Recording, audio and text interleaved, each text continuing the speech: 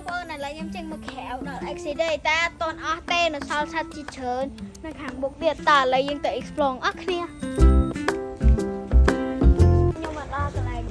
ដើមនៅក្រោមនេះជាមួយនឹងត្រីធំហើយនឹងពពុយយ៉ាក់នោះធំឥឡូវយើងដល់កន្លែងសត្វខេក៏ចូលក្នុង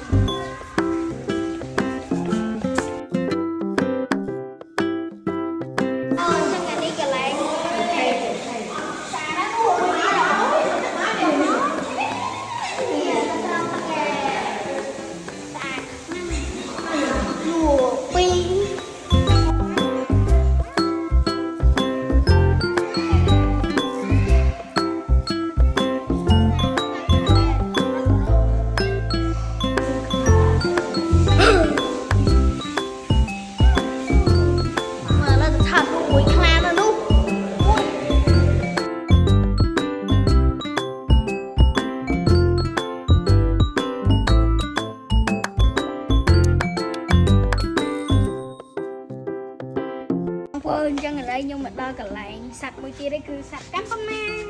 នេះតែប្រមាខ្ជូតណានេះអានេះមួយទៀតនឹងដូចកាប់ដូចតាណាហ្មងនេះកូនកាំបម៉ាខ្ជូតខ្លាំងទេបងប្អូនឥឡូវខ្ញុំមកដល់កន្លែងមួយទៀតនេះគឺខ្លាខ្មុំនោះខ្លាខ្មុំនៅលើស្អាតណា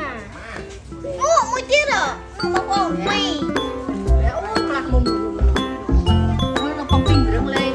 គេដាំរឹងឥឡូវបងប្អូនយើងមកដល់កន្លែងសត្វសម្ពោច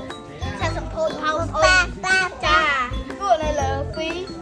មានទៅពីបងប្អូនប្រហែលចានេះបងប្អូនឥឡូវខ្ញុំមកដល់កន្លែងនេះទៀតគឺពពែនិងឆ្លុះវ៉ាវខ្ជូតហ្មងណាតែគេដាក់ទៅពីហ្នឹងវាឃើញងាឃើញអីទេបងប្អូននៅវាមានម៉ែហ៎មកដល់កន្លែងមួយទៀតគឺពើកន្លែងគេសម្ដែងកពើតែគេអត់តន់សម្ដែងនេះ